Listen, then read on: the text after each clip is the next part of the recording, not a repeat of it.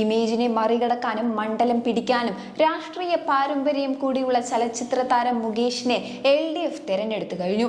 കൃഷ്ണകുമാറിന്റെ താരപരിവേഷത്തിലൂടെ കൂടുതൽ വോട്ടുകൾ സമാഹരിച്ച് മുന്നേറാമെന്നാണ് NDAയുടെ പ്രതീക്ഷ. എല്ലാ നെഗറ്റീവ് ഫാക്ടറുകളെയും മറികടക്കാൻ പറ്റുന്ന സ്ഥാനാർത്ഥിയാണ് പ്രേമചന്ദ്രൻ എന്നത് തന്നെയാണ് UDFന്റെ ആത്മവിശ്വാസം. കഴിഞ്ഞ 2 ലോക്സഭാ തെരഞ്ഞെടുപ്പുകളിലും MA ബേബിയെയും ബാലഗോപാലിനെയും ഇറക്കി പൊളിറ്റിക്കൽ ഫൈറ്റ് ആണ് CPM നടത്തിയത് എങ്കിൽ ഇത്തവണ തന്ത്രം ചെറുതായി മാറ്റിയിട്ടുണ്ട്. കൊല്ലത്ത് നിന്നും ജയിച്ച MLAയുടെ താരപരിവേഷം കൊണ്ട് പ്രേമചന്ദ്രന്റെ പോസിറ്റീവ് ഫിഗറിനെ പ്രതിരോധിക്കാമെന്നതാണ് CPMന്റെ കണക്കുകൂട്ടൽ. നിർമ്മല സീതാരാമൻ ഇന്ത്യയുടെ പ്രധാനമന്ത്രിയാവണമെന്ന് പറഞ്ഞു. മോദിയുടെ വിരുദിൽ പങ്കെടുത്തു തുടങ്ങിയവ പ്രേമചന്ദ്രനെതിരെ LDFന്റെ പ്രചരണായുധങ്ങളാണ്.